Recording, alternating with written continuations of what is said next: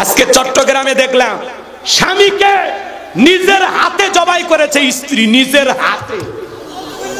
এটা বউ না ডাইনি? রাক্ষসী কটকটি যা ইচ্ছে তাই কন, এক সবই কওয়া যাবে, কারণ ওই তো মানুষ নাই। এই তোর স্বামী খারাপ, ভালো লাগে না, যা ডিভোর্স দিয়ে যা, আর একটা ধর। মারলি কেন? কেন মারলি? তোকে মারার অধিকার কে দিল? রাগ করেন? আমি ভিডিওটা দেখে কলিজে ফাটে গেছে, আমাদেরকে আহত করে। কেমনে একটা নারী পারে তার স্বামীকে জবাই করে হত্যা করেছে, দাও দিয়ে জবাই করছে। আমি ভিডিওটা দেখে অবাক হয়ে গেলাম। স্বামী খাটের উপরে পড়ে আছে, আর যেই দাও দিয়ে জবাই করা হয়েছে সেটা মানে বাড়ির ফ্লোরে পড়ে আছে, আর মেয়েটা ওই জায়গায় মানে মাতলামি করতেছে, ওই জায়গাতে বসে আছে। জবাই করে, স্বামীকে জবাই করে হত্যা করে রামদা ওই জায়গা ফেলে রেখে মেয়ে ওই জায়গাতে বসে আছে। সাহস চাচা, এখন তো বউ নিয়ে ঘুমানো রিস্ক। হ্যাঁ, মাঝে মাঝে দেখতাম নাই কাটে ফেলে দিছে, কি কাটছে আর বললাম না।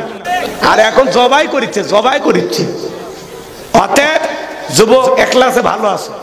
একলা জীবন অনেক ভালো রে বন্ধু, একলা জীবন অনেক ভালো, কথা কয় না কেন? বউ পাইলে আমরা যেন একটা জাতের বউ পাই, নেককার, আবেদা, সালেহা, মুমিনা, স্বামীকে মোহাব্বত করবে, ভালোবাসবে, এরকম একটা বউ দরকার। কিন্তু এরকম ডাইনি যেন ভাগ্যে না জোটে। আল্লাহর কাছে দোয়া করেন, আল্লাহ বউ না পায় সারা জীবন এতিম বানায় রাখো, কিন্তু এইরকম বউ যেন আমাদের ভাগ্যে জোটে না। কথা কন? চিন্তা করেন চাচা, জামানা গেছে কই? স্বামী জবাই করে হত্যা করছে বউ, চট্টগ্রাম। বউ জবাই, স্বামী যদি বউ জবাই করে তাহলে এটা দুঃখ রাখবেন কোথায়? আজকে স্বামী স্ত্রীকে জবাই করে হত্যা করে, স্ত্রী স্বামীকে জবাই করে হত্যা করে, ছোট বাচ্চাদেরকে জবাই করে হত্যা করে, প্রকাশ্যে মানুষের হাতের কবজি কেটে নেওয়া হচ্ছে। ওই যে একটা কবজি কাটার ঘটনা দেখছেন না? ব্যাংকে টাকা জমা দিতে গেছে এক যুবক, 2 হাতের কবজি কেটে নিল। এরা মানুষ না পশু? এই যে এই দেশে এত অস্থিরতা কেন? আমরা অন্য সরকারকে বলতে চাই, যদি আরো কিছুদিন আপনি রাষ্ট্রটা পরিচালনা করতে চান, রাষ্ট্র সংস্কারের দায়িত্ব নিয়েছেন, 1-2টা আইন কি চালু করা যায় না? এদেশের অস্থিরতা বন্ধ করার জন্য সাময়িক চালু করেন। পরবর্তী প্রধানমন্ত্রী কি করবে জানি না, আপনি একটা নজির স্থাপন করেন। আল্লাহর বিধান কি? হত্যাকারীকে আল্লাহর বিধানের ফয়সালা, তাকে হত্যা করতে হবে। কথা বলেন না কেন? হত্যার বদলে হত্যা। যে স্ত্রী স্বামীকে দাও দিয়ে জবাই করে হত্যা করেছে, ওই স্ত্রীকে আল্লাহর বিধান অনুযায়ী হত্যা করতে হবে। কথা বলে ঠিক কিনা? সার নাই, সার নাই। কিন্তু আল্লাহর আইন কে চালু করবে ভাই? সেই দরদি মানুষটা পাচ্ছি না তো আমরা। ভাই মাঝে মাঝে মাথা নষ্ট হয়ে যায় এগুলো ঘটনা দেখলে। মানে এটা কি মানুষের কাজ? হ্যাঁ, স্বামী ভালো লাগে না ডিভোর্স দাও, ভালো লাগে না ঝগড়া করো, ভালো লাগে না মামলা দাও, কত পদ্ধতি আছে। জবাই কেন করলি? জবাই কেন করলি? আল্লাহ আল্লাহ এই সমস্ত নারীদের হাত থেকে যুবকদের যেন আল্লাহ হেফাজত করে। ভালো হয়ে যা, ভালো হয়ে যা ময়না, জামানা খুব খারাপ।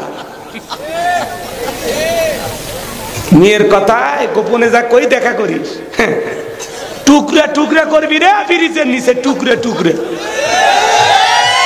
রাত 2টার দিকে যাও দেখা করতে, সাহস তো তোর কম না।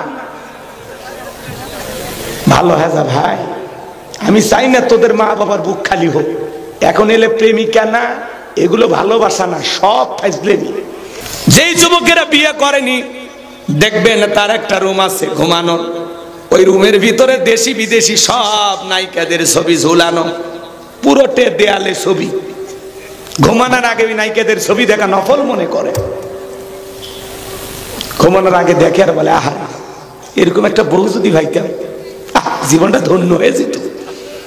ঘুমের ঘরে দেখে নায়িকার বুকের ওপর। কথা কয় না কেন? যুবকেরা স্বপ্ন দেখে না, এলাকার ছেলেরা দেখে না, এরা ভালো, সুযোগ পেলে খালি পার্কে বান্ধবীরে নিয়ে যায়। যুবক, পিতা মাতার চোখকে ফাঁকি দিতে পারো, কিন্তু আল্লাহর কুদরতি চোখকে ফাঁকি দেওয়া সম্ভব না। 14 ফেব্রুয়ারিতে কার পিছনে গোলাপ ফুল নিয়ে ঘুরেছো? পার্কে কোন জায়গায় কি করেছো? হ্যাঁ, পার্কে নিয়ে যা বান্ধবী, এদিক বান্ধবীর রানের উপরে মাথা রাখে, আর 10-20 টাকার বাদাম নিয়ে এসে বলে, সোনা বাদামগুলো সিলে সিলে আমার মুখে তুলে দাও। বলে, তোমার সেবা করার জন্য তো জন্ম হয়েছে আমার। বাদাম ফাটায় ফাটায়া ছেলেটার মুখে দেয়। কিছুক্ষণ খাওয়ার পরে বলতেছে, না আর খাবো না। মেয়ে তখন বলতেছে, আর একটু খাও, বাদামে অনেক পুষ্টি। এরকম মহিলা আছে না, যে পার্কে বসে আর একটা ছেলের বিয়ের আগে বাদাম খাওয়া? এদের চরিত্র কি ভালো হতে পারে? এক ছেলে ডাব কিনে নিয়ে যা বান্ধবীর কাছে যা বলতেছে, সোনা তোমার যে চেহারা তাকানো যায় না। কে কি হয়েছে? এই যে পড়তে পড়তে কি টেনশনে, দেখতেছো না মুখটা মলিন হয়ে গেছে, ডাবটা খাও, ফ্রেশ লাগে।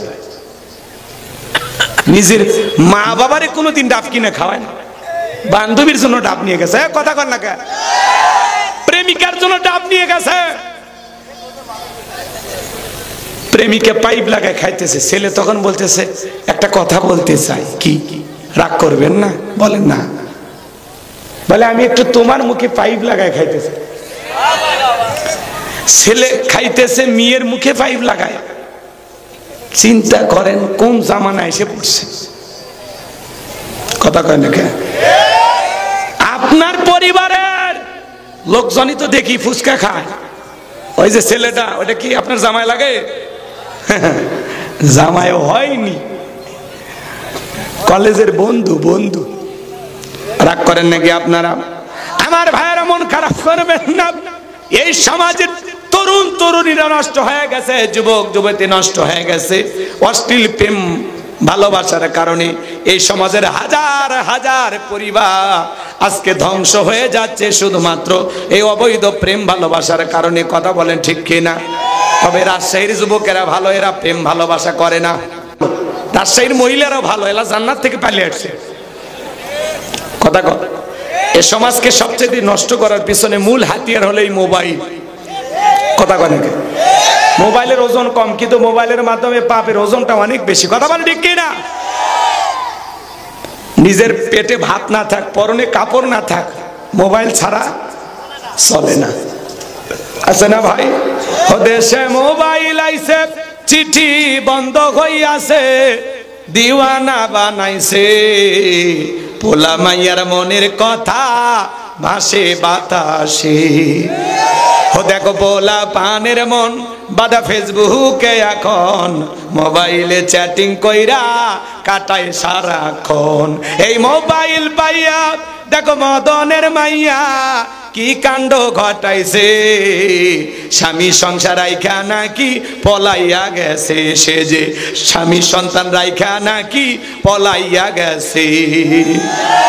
2 বাচ্চার মা, 4 বাচ্চার মা পরকীয়া প্রেম করে আরেকটা ছেলের হাত ধরে পালিয়ে যায়। যে নারী পরকীয়া প্রেম করে স্বামী রেখে সন্তান রেখে আরেকটা ছেলের হাত ধরে পালিয়ে যেতে পারে, ওটা নারী জাতির কলঙ্ক। কথা কন? কেমনে পারলা মা? ও বোন, ও বোন, তুমি কেমনে পারলা স্বামী রাইখা সন্তান রাইখা আরেকটা ছেলের হাত ধরতে? কেমনে পারলা? স্বামীর মহব্বত নাই, সন্তানদের মহব্বত নাই। এরকম মহিলা আছে না নাই? শুধু কি দোষ নারীদের, পুরুষের দোষ নাই? এক হাতে তালি বাজে। এই ছেলে, এই যুবক, তোমাকে বলছি, তোমার স্ত্রীর সাথে যদি কেউ পরকীয়া প্রেম করে মেনে নিবা? অনেকে কথা বলেন, এরা ভালোবাসা শেয়ার করুন। বলেন আপনার স্ত্রীর সাথে পরকীয়া প্রেম করলে মানবেন? আপনার মায়ের সাথে, আপনার বোনের সাথে মানবেন না তো? তাহলে যেই নারীর সাথে পরকীয়া প্রেম করেছেন, স্বামী সন্তান থাকা অবস্থায়, স্বামীও আছে সন্তানও আছে, সেই নারীর দিকে আপনি যে তাকাচ্ছেন, তাহলে এটাও কারো না কারো স্ত্রী, কারো না কারো মেয়ে, কারো না কারো মা, কারো না কারো বোন। এই ছেলে যুবক, কেমনে পারো? একটা নারীর স্বামী আছে, সেই নারীর সাথে পরকীয়া প্রেম করতে কেমনে পারো? তোমার কি লজ্জা লাগে না? তোমার তো রুচিতে সমস্যা। আল্লাহ যেন এই সমস্ত যুবকদেরকে হেদায়েত দান করেন। একটু জোরে বলেন আমিন। কত স্বামী পরিত্যক্তা নারী আছে, 2-3টা বাচ্চা সহ, যাও না বিয়ে করো, আল্লাহ খুশি হবে, যাও বিয়ে করো।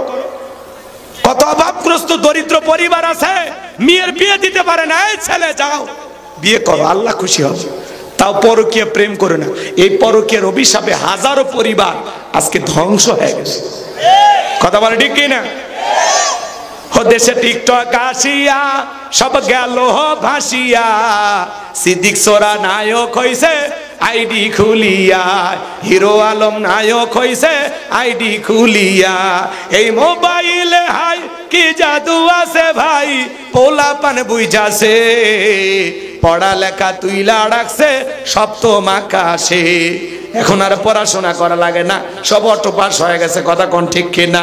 আল্লাহ যুবকদের হেদায়েত দান করুন। কোন কোন যুবক আছো বিবাহের আগে, এদিক খেয়াল করে, অবৈধ প্রেম ভালোবাসা করবা না। পিতামাতার পছন্দের মেয়ে কি বিবাহ করবা? মা বাবার অবাধ্য হয়ে বিয়ে করলে জীবনে সুখী হওয়া যাবে না। কোন কোন যুবক আছো মা বাবার দোয়া নিয়ে বিয়ে করবা? হাত তোলো। এই যুবক, তোমরা বিয়ে করনি তো? হাত তোলো, হাত তোলো। শোনা কি মা বাবার পছন্দের মেয়ে কি বিবাহ করবে? পিতামাতার দোয়া আছে যেখানে তকদির খুলবে, পিতামাতার দোয়া আছে যেখানে কল্যাণ আছে, মুরব্বীদের দোয়া আছে যেখানে বরকত আছে। একা মাত ধরে বিয়ে করিস না, একা মাত বাড়ি করিয়া বিয়ে করিস না বাবা। আল্লাহ যেন যুবকদের হেদায়েত দান করে। এটা জোরে বলেন আমিন। আমার ভাইয়েরা মন খারাপ করবেন না বাজান, আমি গুনাহগার যে কথা বলতে যাচ্ছিলাম, হৃদয়ের কান পেতে কথাগুলো শুনে যান। আল্লাহ বলেন, আল্লাযী খলাকাল মাউতা ওয়াল হায়াতা, যিনি সৃষ্টি করেছেন মৃত্যু আর জীবন, লিয়াবলুয়াকুম আইয়ুকুম আহসানু আমালা, আমি আল্লাহ পরীক্ষা করে দেখব আমলের ঠিক দেখ কার আমল কত বেশি উত্তম, কার আমল কত বেশি সুন্দর। বলুন সুবহানাল্লাহ। এদিকে খেয়াল করেন, আয়াতের শুরুতে আল্লাহ কি বলেন? দিলটা নরম করেন, 10টা মিনিট আমার দিকে তাকান, 10টা মিনিট আমার দিকে তাকাবেন, দিল নরম করবেন, চোখে পানি চলে আসবে। এই যে চাচার কথাটা আমি বলবো, দেখি তো চাচা এখন কেমন অসুখ, এর দিকে তাকান। আল্লাযী খলাকাল মাউতা ওয়াল হায়াতা, যিনি সৃষ্টি করেছেন মৃত্যু আর জীবন। আল্লাহ তাআলা সর্বপ্রথম মৃত্যুর কথা কেন বললেন? কারণ আছে না নাই? এই পৃথিবীর জমিনে আসার একটা সিরিয়াল আছে, যাওয়ার কিন্তু কোনো সিরিয়াল নাই বাজান। দাদা আসছে, দাদার পরে বাবা আসছে, বাবার পরে আমি আসলাম, আমার পরে আমার সন্তানের আসলো। কিন্তু যাওয়ার বেলায় দাদার আগে নাতি চলে যায়, বাবার আগে সন্তান চলে যায়। বাবার কাঁধে সন্তানের লাশ, এটা পৃথিবীর সবচাইতে ভারী বোঝা। এই বোঝা বহন করার ক্ষমতা বাবাদের হয় না। সন্তান যদি বাবা মায়ের ইন্তিকালের পূর্বেই মারা যায়, যেই সন্তানটা মারা যায়, যেই বয়সে মারা যাক না কেন, পিতামাতা কখনো ওই সন্তানের কথা বলতে পারে না। হে যুবক, এই পৃথিবীর জমিনে একটা সন্তান আসবে, 9-10 মাস আগে খবর পাওয়া যায়, কিন্তু একটা মানুষ দুনিয়ার জমিন থেকে বিদায় নেবে 9 সেকেন্ড আগেও জানা যায় না কার কখন মৃত্যু হবে, কে কিভাবে বিদায় নেবে। এই জন্য আল্লাহ বলেন, কুল্লু নাফসিন যায়িকাতুল মাউত, প্রত্যেক প্রাণীকে মৃত্যুর স্বাদ গ্রহণ করা লাগবে। এই মৃত্যুর স্বাদ হলো 2 প্রকারের, মিষ্টি খেলে মিঠা লাগে, নিম পাতা খেলে তিতা লাগে। যারা ইমানদার তাদের মৃত্যুটা বড় মিঠা। মায়ের কোলে দুধ পান করতে করতে শিশুটা যেমন ঘুমের মধ্যে চলে যায়, যারা ইমানদার তারা তেমনি ভাবে বিদায় নেবে, টেরও পাবে না। বলুন সুবহানাল্লাহ। কিন্তু যারা নাফরমান, আল্লাহর অবাধ্য গোলাম বেঈমান, দেখবেন মৃত্যুর আগে চোখগুলো বড় বড় করে, পেশাব পায়খানা করে দেয়। তোর 6 মাস আগে জবানটা বন্ধ হয়ে যায়। সন্তানেরা শরবত বানায়া চামচটা মুখের ভিতরে তুলে দেয়, গালসি বেয়ে বেয়ে পড়ে যায়, খাওয়ার শক্তি থাকে না। কত মানুষ গালি দিতে দিতে মারা যায়। মৃত্যুর যন্ত্রণা বড় ভয়ঙ্কর, পা থেকে মাথা পর্যন্ত রুহুটা ছোটাছুটি করে। কত মানুষ চোখগুলো বড় বড় বলে, আর ওই তো ধরতে আসছে, ধরতে আসছে। আরে কার কখন মৃত্যু হবে আমরা কেউ জানি না। ও যুবক, হেলাই খেলায় দিনগুলো অতিবাহিত করতেছো, তুমি কি মনে করো মৃত্যু থেকে পালাইবা? মৃত্যু থেকে পালানোর কিন্তু কোনো রাস্তা খোলা নাই। আইনামা তাকুনু ইদরিকুমুল মাউতু ওয়ালাউ কুনতুম ফি বুরুজিম মুশাইয়াদা। সূরা নিসার ৭৮ নম্বর আয়াত। আল্লাহ ডেকে বলেন, যেখানে থাকো, যে অবস্থায় থাকো, মৃত্যু তোমাদেরকে ধরবেই। মৃত্যু থেকে পালানোর কোনো রাস্তা খোলা নাই। এই পৃথিবীতে জীবন আছে যার, মৃত্যুর স্বাদ ভোগ করতেও হবে তার। বেঁচে আছি এটাই অস্বাভাবিক, মৃত্যু হবে এটাই স্বাভাবিক। সকল ধর্মের মানুষ বিশ্বাস করে মৃত্যু আছে, এটা চিরন্তন সত্য কথা। কিন্তু কার কিভাবে মৃত্যু হবে আমরা কেউ জানি না। এ বাজান, আল্লাহর নবী ইদ্রিস আলাইহিস সালামকে জিজ্ঞাসা করা হয়েছিল, মৃত্যুর যন্ত্রণা আপনার কাছে কেমন মনে হয়? আল্লাহর নবী ইদ্রিস আলাইহিস সালাম ডেকে বলেন, জ্যান্ত ছাগলের গা থেকে চামড়া খসাইলে ছাগলের যেমন কষ্ট হয়, মৃত্যুর যন্ত্রণা আমার কাছে তেমনি কষ্টকর মনে হয়েছে। একজন নবীর কাছে মৃত্যুর যন্ত্রণা যদি এমন মনে হয়, তোমার আমার মৃত্যুর যন্ত্রণা কত ভয়ঙ্কর হতে পারে। বিশ্ব নবীর ইন্তিকালের সময় নবী আমার অসুস্থ, আসমান থেকে জিবরাইল আসলেন, নবীকে সালাম দিলেন, আসসালামু আলাইকুম ইয়া রাসূলুল্লাহ, ইয়া হাবিবাল্লাহ। হুজুর, নবী গো, আল্লাহ তাআলা আপনার শরীরের অবস্থা জানতে চেয়েছেন। নবী আমার ডেকে বলেন, ও জিবরাইল, আগের চাইতে অনেকটা ভালো আছি। জিবরাইল চলে গেলেন।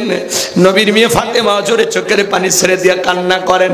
নবী আমার ডেকে বলে, মা ফাতেমা, তোর চোখের পানি আমি নবী সহ্য করতে পারি না মা। ফাতেমা হাউমাউ করে কান্নাকাটি করতেছে।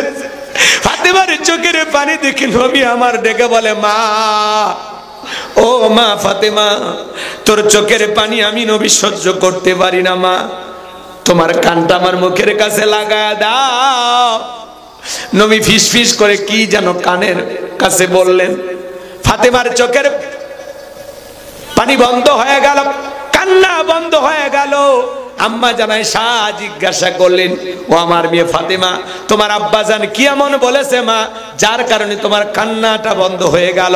হযরতে ফাতেমা ডেকে বলেন, ও আমার আম্মা জানাই শাহ, আমার বাবা বলেছেন বাবার ইন্তিকালের পরে সর্বপ্রথম বাবার সাথে আমার সাক্ষাৎ হবে।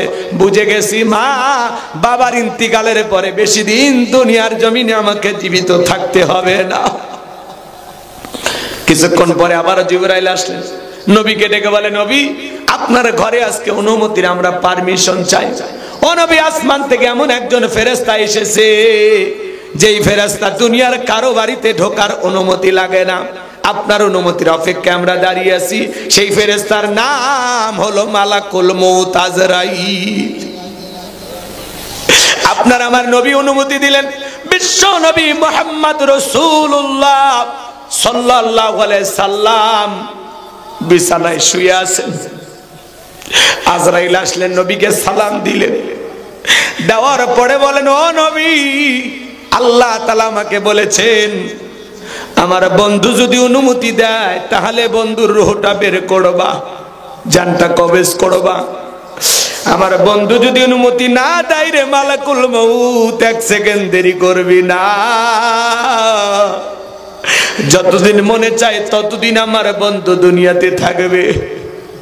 ও নবী, আপনি যদি অনুমতি দেন তাহলে আপনার রূহটা আমি বের করব। নবী আমার ডেকে বলে, ও মালাকুল মউত, আজকে যদি ফিরাইয়া দে আর কি কোনদিন তুমি আসবা না। জিবরাইল বলে, নবী, আল্লাহ তাআলা আপনার দিদার ইন্তজাম করতেছেন। আজরাইল উত্তর দিয়ে বলেন, নবী, আল্লাহ তাআলা যেদিন আবার অর্ডার দিবেন সেদিন আমি আপনার সামনে হাজির হব। যেহেতু আপনার জীবন আছে, মৃত্যুর স্বাদ একদিন আপনাকে ভোগ করতে হবে। নবী আমার ডেকে বলে, মালাকুল মউত, আর আসতে হবে না, আজকেই তুমি তোমার দায়িত্ব পালন করতে পারো। নবী যখন অনুমতি দিলেন, নবীজি রূহটা বের করার জন্য নবীর বুকের উপরে যখন মালাকুল মউত আজরাইল হাতটা রেখেছেন, নবী আমার অজরে চোখের পানি ছেড়ে দিয়ে কান্না করেন। দু চোখ বেয়ে পানি পড়ে। নবী আমার কাঁদে আর বলে, আজরাইল, তাড়াতাড়ি আমার বুকের উপর থেকে হাতটা নামায়া নাও, আমি আর সহ্য করতে পারি না। মালাকুল মউত হাত নামায় নিল, নবী আমার ডেকে বলে আজরাইল, এই যদি হয় মৃত্যুর যন্ত্রণা, আমার উম্মতেরা সহ্য করতে পারবে না। আমার উম্মতেরা সহ্য করতে পারবে না। কেমন নবী পাইছি মৃত্যুর আগে উম্মতের কথা বলে না। মালাকুল মউতকে বলে নবী বিশ্বাস করেন, এই পৃথিবীর সব চাইতে কম কষ্ট দিয়ে আপনার রূহটা আমি বের করতেছি।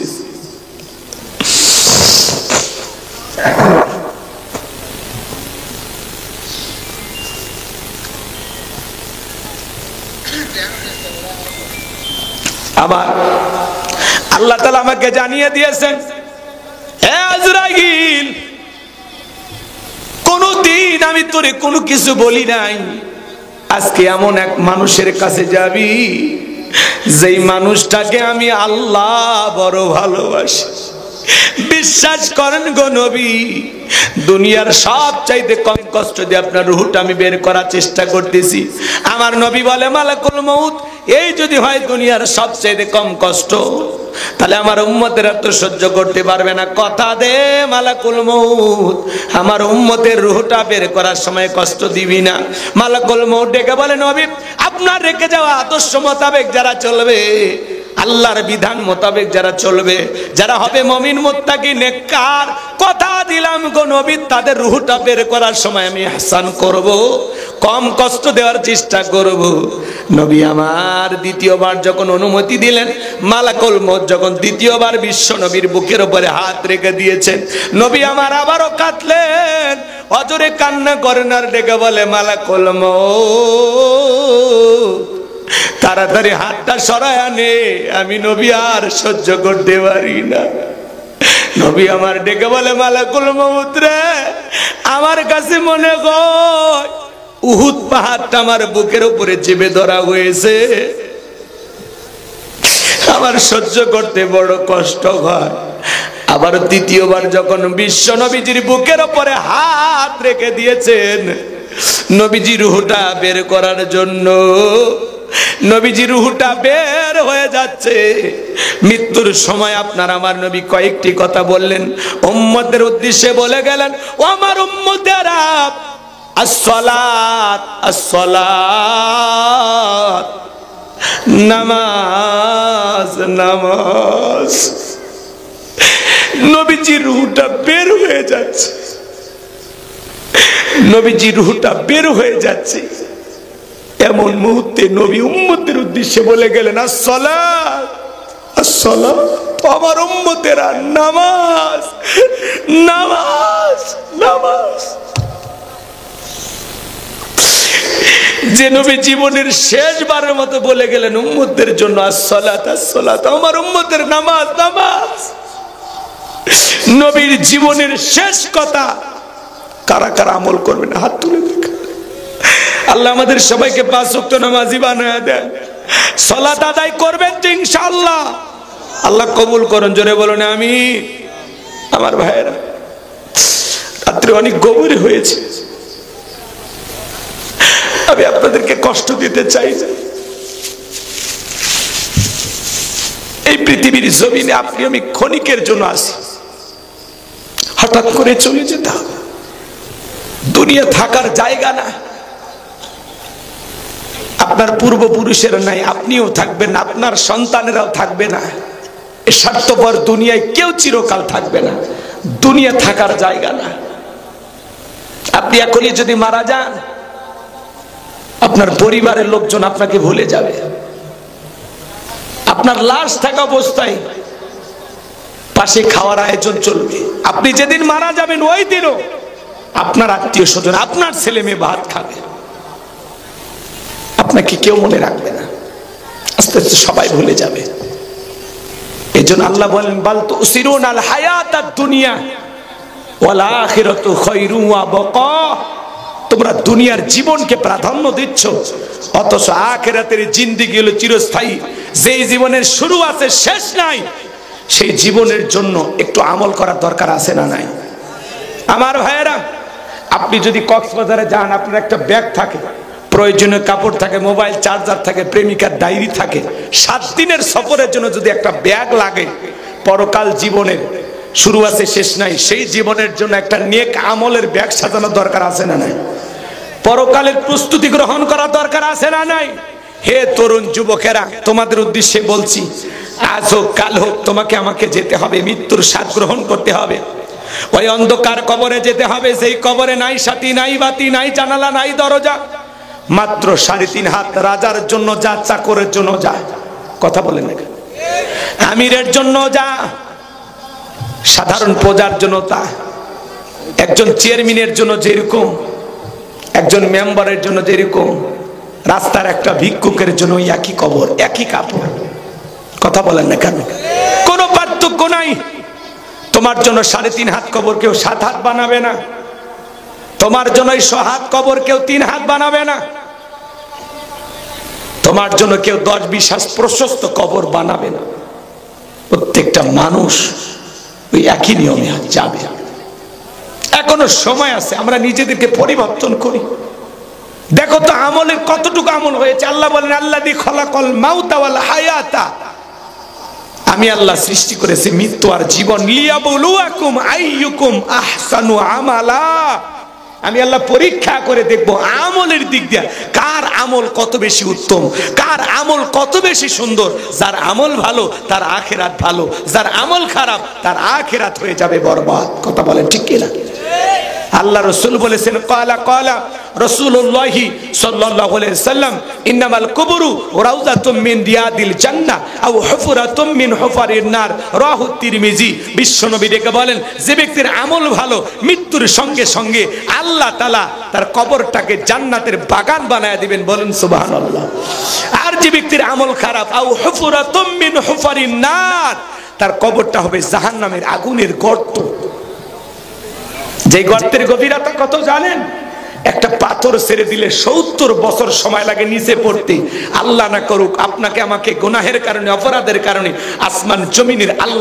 আসমান জমিনের মালিক আল্লাহ যদি ফেলায় দেয়, আপনার আমার অবস্থা কি হবে? জাহান্নামের আগুনের ভয়াবহতা কত জানেন? দুনিয়ার আগুনের চাইতে জাহান্নামের আগুনের পাওয়ার 70 গুণ বেশি।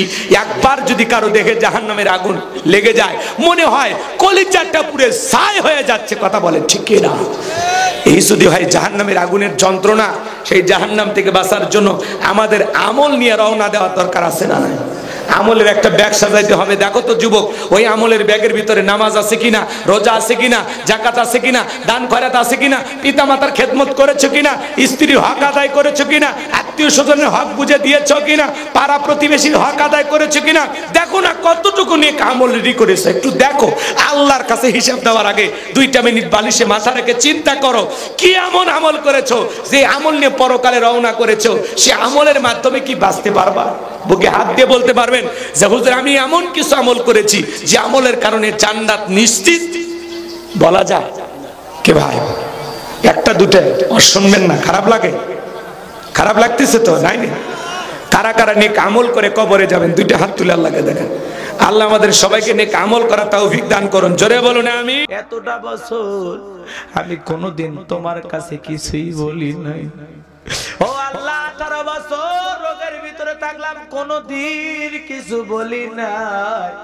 কিন্তু আমি যেই জিহ্বা দিয়ে তোমার মতো মালিকের জিকির করি, যেই জিহ্বা দিয়ে আমি তোমার মতো মালিকের জিকির করি, তোমার মতো আল্লাহকে স্মরণ করি, আজকে সেই জিহ্বার ভিতরে পোকা লাগা গেছে, ঘা হয়ে গেছে। আল্লাহ, তোমার মতো মালিককে ডাকতে বড় কষ্ট হয়। ও আল্লাহ, তুমি ইচ্ছা করে, তুমি যদি দয়া করে, তুমি যদি রহম করে, আল্লাহ তোমার যদি রহম হয়, তোমার যদি দয়া হয়, তুমি তোমার আইবের প্রতি একটু দয়া করে জিহ্বার ঘাটা ভালো করে দাও, যাতে এই জিহ্বা দিয়ে আমি তোমার মতো মালিকের জিকির করতে পারি। জিহ্বায় ঘাত থাকার কারণে আল্লাহর জিকির করতে কষ্ট হয়, তাই আল্লাহর কাছে দোয়া প্রার্থনা করলে ও ওরে সুজানগরের পাবনার মুসলমান ভাইরা কই আপনার দেহেও তো ঘা নাই, জিহ্বাতেও ঘা নাই, তারপরেও কেন আমার আল্লাহকে আল্লাহ বলে ডাক দেন না? কেন আমার আল্লাহর নাম স্মরণ করেন না? এই জবান আল্লাহ পাক দিয়েছে, এই জবান দিয়ে মাকে মা বলে ডাকলে মা খুশি হয়, বাবাকে বাবা বলে ডাকলে বাবা খুশি হয়ে যায়। এই জবান আসমানের মালিক আল্লাহ আমাদেরকে দিয়েছেন। এই জবান দ্বারা যদি আল্লাহকে আল্লাহ বলে ডাক দেই, আমার আল্লাহর কুদরতি অন্তর খুশি হয়ে যাবে। হযরত আইয়ুব আলাইহিস সালাম যখন দোয়া করলেন, আল্লাহ আসমান থেকে ডেকে বলে, আইয়ুব রে, অনেক কষ্ট করেছো, অনেক পরীক্ষা দিয়েছো, আর পরীক্ষা দেওয়া লাগবে না। জিবরাইল যা, তাড়াতাড়ি যা, জান্নাতি পানি নিয়ে যায়, আমার পয়গাম্বার আইয়ুবকে গোসল করায় দেয়া, আগের সবকিছু দ্বিগুণ দিয়ে আমার পয়গাম্বারকে তুমি ফেরায় দাও। পরীক্ষায় পাস করেছে, পুরস্কার তো আমি আল্লাহ দেব। সুবহানাল্লাহ। এইবার আইয়ুব আলাইহিস সালাম অনেক দিন অতিবাহিত হয়ে গেল, সুস্থ হয়ে গেলেন, সুন্দর হয়ে গেলেন, আগের তুলনায় ধন সম্পদ টাকা পয়সা সব আল্লাহ দ্বিগুণ করে ফেরত দিল। একদিন আল্লাহ ডেকে বলে, আইয়ুব তুমি কেমন আছো? আইয়ুব আলাইহিস সালাম ডেকে বলে, আল্লাহ আগেই ভালো ছিলাম, আগেই ভালো ছিলাম। কেন কেন? ডেকে বলে, আল্লাহ আগে অসুস্থ ছিলাম, প্রতিদিন আপনি অন্তত একবার আমাকে বলতেন, আইয়ুব তুমি কেমন আছো? ওই কথা এত মজার, এত মধুর, এত মিষ্টি, এত ভালো লাগতো, আর এত মজা পাইতাম। তোমার কুদরতি জবানের কথা শোনার পর সমস্ত যন্ত্রণা ব্যথার কথা আমি আইয়ুব ভুলে যেতাম।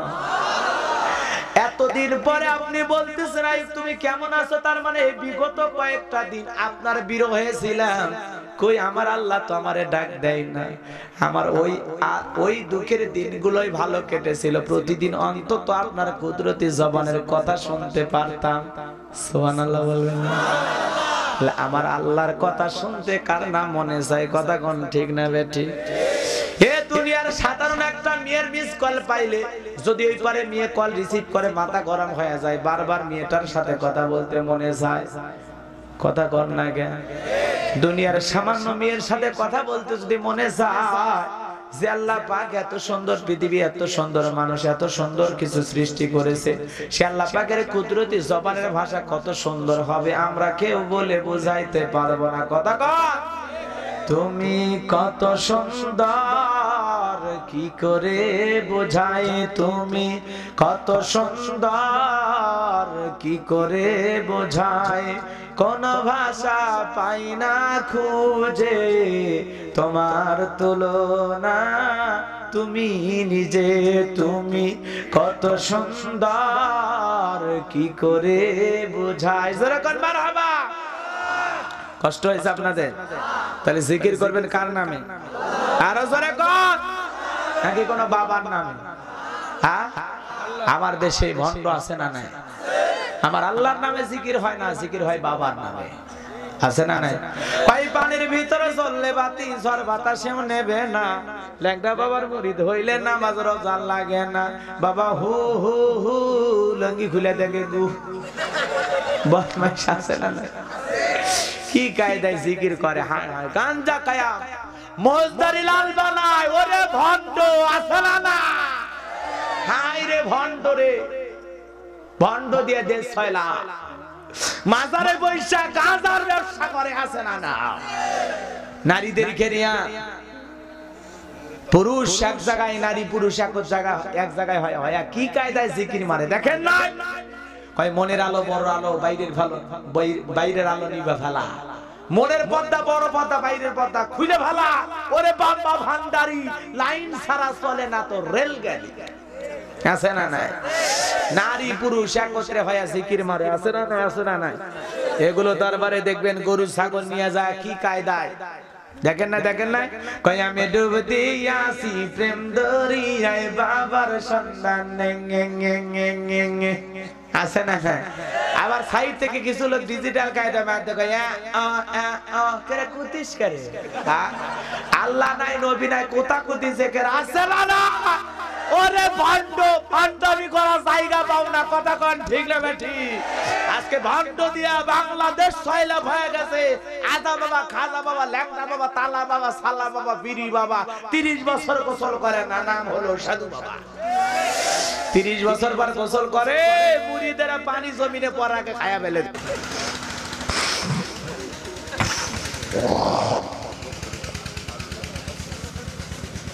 কষ্ট হচ্ছে আপনাদের না? বিরক্ত হয়েছেন? তাহলে 4টি বিষয়, কেবল 2টা বিষয় শেষ হলো, আরো 2টা আছে, বলবো? বিরক্ত হবেন না তো?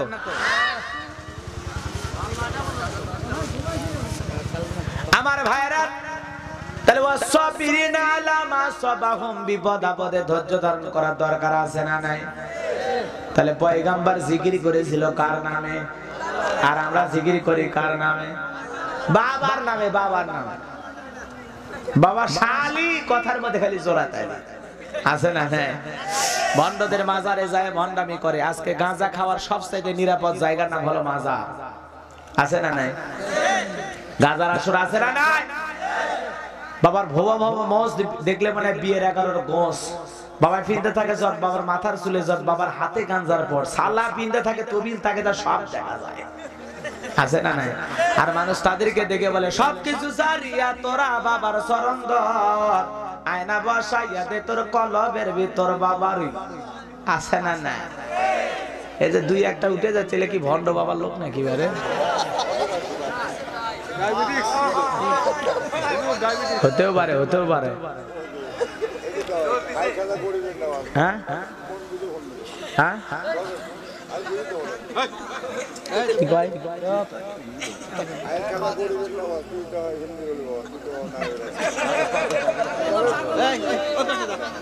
আচ্ছা হোক, বা যা কচু কচু লক্ষ্য থাক, আর প্রশ্ন আমার। তাহলে 2 নাম্বার, আসসাবিরিনা আলা মা সাবাহুম, বিপদ আপদ মুসিবতে ধৈর্য ধারণ করা লাগবে। ফসলের ক্ষতি, জানের ক্ষতি, মালের ক্ষতি, সন্তানের ক্ষতি, সমস্ত ক্ষতি দিয়ে আল্লাহ পাক পরীক্ষা করবে। সন্তান যদি মারা যায় সবর করবেন, ধৈর্য ধারণ করবেন। ওই সন্তান কিয়ামতের ময়দানে আল্লাহ আপনার সাথে আবার পরিচয় করায় দিবে। কোন সুবহানাল্লাহ। 3 নাম্বার হলো ওয়াল মুকিমিস সালাহ। 3 নাম্বার হলো নামাজ কায়েম করো। জোরে বলেন কি করো? আরো জোরে বলেন কি করো? নামাজ পড়ার দরকার আছে না না? 3 নাম্বার হলো আল মুকিমিস সালাহ, নামাজ কায়েম করো, নামাজ কায়েম করো। এই পবিত্র কোরআনুল কারীমের 1 নয় 2 নয়, আল্লাহ রাব্বুল আলামিন 82 জায়গায় নামাজের কথা বলেছেন। কথা কোন ঠিক না বেঠি? এই বাজার নামাজ পড়ার দরকার আছে না নাই? নামাজ পড়বেন কার মতো? এই ছেলেগুলো খুব চালাক, রসুলের মতো, নবীর মতো নামাজ পড়বে। কথা কর ঠিক না বেঠি? আমরা আজকে রসুলের মতো কি নামাজ পড়ি? আমাদের মন যা চায় আমরা সেইভাবে নামাজ পড়ি। 2 মিনিটে 4 রাকাত শেষ। আরে কিন্তু রসুল আকরাম সাল্লাল্লাহু আলাইহি ওয়াসাল্লাম কিভাবে সালাত আদায় করতেন আমরা একটু কি বলবো, শুনবো? আমার ভাইরা, আম্মা জান আয়েশা ডেকে বলেন, নবীজি যখন নামাজে দাঁড়িয়ে যেতেন বিশ্ব নবীর পা মোবারক ফুলে যেত। এত লম্বা সময় আখিরি পয়গাম্বার নামাজে দাঁড়িয়ে থাকতেন। আম্মা জান আয়েশা ডেকে বলেন, বিশ্ব নবী এমন ভাবে রুকু করতেন, এমন ভাবে সিজদা করতেন, মাঝে মাঝে মনে হয় নবীজি কোনদিন রুকু আর সিজদা থেকে উঠবেন না। কোন সুবহানাল্লাহ। আম্মা জান আয়েশা ডেকে বলেন, একদিন রাতের বেলায় দেখি বিছানা ভিজে গেছে। আমি আয়েশা মনে করলাম পানি পড়ে ভিজে গেছে, কিন্তু না না। আমি আয়েশা তাকায় দেখি রহমতের নবী, মায়ের নবী, দয়ার নবী তার গুনাহগার উম্মতের গুনাহ মাপের আশায় কাঁদতে কাঁদতে কাঁদতে কাঁদতে দয়ার নবীর চোখের পানি দিয়া পুরো বিছানাটা ভিজে গেছে। আয়েশা ডেকে বলেন, আমি সেই দিনের মতো আর বিশ্ব নবীকে কোনোদিন কাঁদতে দেখি নাই। সুবহানাল্লাহ। তাহলে যেই নবীর জীবনে কোনো গুনাহ নাই, সেই নবী জীবনে প্রত্যেকটা রজনীতে গুনাহগার উম্মতের জন্য, গুনাহগার উম্মতের গুনাহ মাপের আশায় মাওলা পাকের দরবারে সিজদা দিয়ে চোখের পানি ছেড়ে দিয়ে কান্না করেছেন। সেই নবীর উম্মত হয়ে আমাদেরও কান্না করার দরকার আছে না না? আমার ভাইরা, বিশ্ব নবীর সাহাবীরা যখন নামাজে দাঁড়িয়ে যেতেন, মরুভূমির পাখিগুলো খেজুর গাছ মনে করে সাহাবীদের মাথার উপরে বসে থাকতো। সাহাবীরা নামাজে এত মনোযোগ টেরো পাইতো না, পাখি পরে বসে থাকতো। সুবহানাল্লাহ। পাখি পরে বসে থাকে মাথার উপর, সাহাবীরা টের পায় না নামাজে এত মনোযোগ। আর আমাদের মশা পড়লে আগে ওটা মারে, কথা কর না কেন? পায়ে পড়লে এক পা আর এক পায়ের উপর তুলে তোকে খাবু খা, আছে না? না আছে না? নামাজে মনোযোগ থাকে না আমাদের, খালি মন ছটফট করে, দুনিয়ার নানান কথা আমাদের মনে হয়। আল্লাহ রাব্বুল আলামিন বলেন, قد أفلح المؤمنون الذين هم في صلاتهم خاشعون। অবশ্যই মুমিনেরা সফল হয়েছে যারা নিজেদের সালাত বিনয়ের সহিত, নম্রতার সহিত এমন ভাবে আদায় করে, দুনিয়ার সুচিন্তা দুশ্চিন্তা টেনশন মুক্ত হৃদয় নিয়ে নামাজে দাঁড়ানোর দরকার আছে না? না। দুনিয়ার সমস্ত খেয়াল চিন্তা চেতনা সব কথা বাদ দিয়ে আল্লাহর ভয় নিয়ে, দুনিয়ার সমস্ত চিন্তা চেতনা বাদ দিয়ে আল্লাহর ভয় নিয়ে নামাজে দাঁড়ানো লাগবে। কথা কয়। হযরত আবু তালহা নামাজে দাঁড়িয়ে গেছেন, কলিজার টুকরা সন্তানকে সাপ পেঁচিয়ে ধরেছেন, স্ত্রী মানুষজনকে ডেকে সন্তানকে বিপদ মুক্ত করলেন। হযরতে তালহা নামাজ শেষে জিজ্ঞাসা করে, বিবিরে বাড়িতে এত মানুষজন, ব্যাপারটা বুঝতে পারলাম না। হযরতে তালহার স্ত্রী ডেকে বলে, স্বামী গো, আপনি যখন সালাত আদায় করার জন্য দাঁড়িয়ে গেছেন, আপনি যখন নামাজে দাঁড়িয়ে গেছেন, স্বামী কলিজার টুকরা সন্তানকে সাপ পেঁচিয়ে ধরেছে, মানুষজনকে ডাকলাম, সন্তানটাকে বিপদ মুক্ত করলাম, এত ঘটনা আপনার চোখের সামনে ঘটে গেল, আপনি কি কিছুই টের পান নাই? হযরতে তালহা ডেকে বলে, বিবিরে নামাজের মধ্যে মন যদি এদিক সেদিক চলে যায়, তাহলে নামাজ তো আর নামাজ থাকে না। সুবহানাল্লাহ। তার নামাজে এত মনোযোগ ছিল, আর আমাদের পাগল মন খালি ছটফট করে, ছোটাছুটি করে, দুনিয়ার কথা মনে হয়, ব্যবসার কথা মনে হয়, ক্ষেত খামারের কথা মনে হয়, আছে না? না আছে না?